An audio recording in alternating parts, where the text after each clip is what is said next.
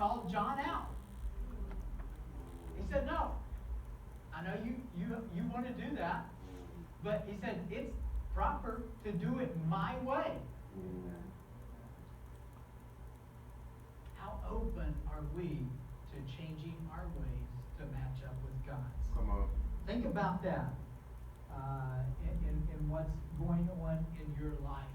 Even today, how's Christ moving in your life? What are you doing to really draw closer to Him? One of the areas I wanted to spend just a moment on that's really God has helped me is grief and mourning. Here in Mark chapter 5, it says, blessed are the poor in spirit, for theirs is the kingdom of heaven. Blessed are those who mourn, for they will be comforted. Amen. Blessed are the meek, for they will inherit the earth. And it goes on there. Are you able to mourn? You know, in our American society, we don't really know how to mourn very well. Mourning, when you look at the definition here, and I wanted us to kind of focus on this for just a second. It says, to feel or show deep sorrow or regret for someone or their death, typically by following conventions such as wearing black clothing.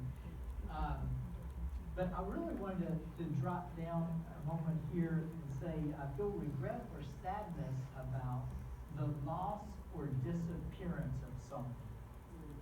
Publishers mourning declining sales of hardback. How are you able to handle hurts in your life? And you know, Cheryl and I lost 5 children through miscarriage, and then lost a child in death. Those were things that we had to mourn through. But it's not always just someone who dies. How do you handle it when people don't respond the way you want? Or when something that you treasure is taken away? Wow. I mean, it could be your finances. Yeah. We had a friend down in Sebring, and he had retired, and I think he was like 85, 86 years old. And he allowed someone into his account through the deception things. And those do happen, but they stole every penny he had. Wow. What do you do when that happens to you? How do you feel when you come down with a sickness or a hurt or a pain or something happens or a child gets on drugs? I mean, I'm just the world, right? Yeah. How do you handle that? I believe as disciples, we need to be able to hurt over those things. Yeah. We need to be able to talk about them. Come on. One of the things that I've learned through some of the programs I've been involved in was I had covered over a lot of hurt. You ever done that? Yeah. You're like, oh, it's not that big of a deal. Yeah. Wow. I'll just keep moving. Or you ever have an argument with a spouse and say, we'll deal with it later. And that later keeps coming and coming and coming. Or a person, someone who disrespects you. I really believe as disciples, we need to be able to take that to God. Right. We need to hurt. Jesus said, blessed are those who mourn. How are you practicing your mourning?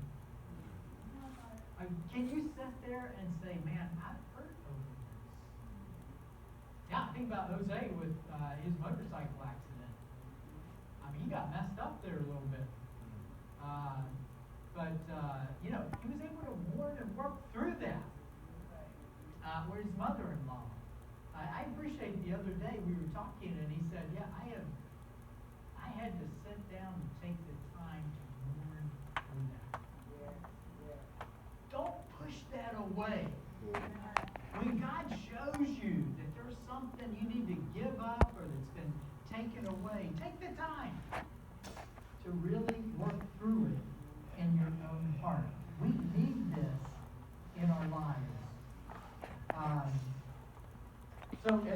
as we keep moving here, I want us to think about this. I really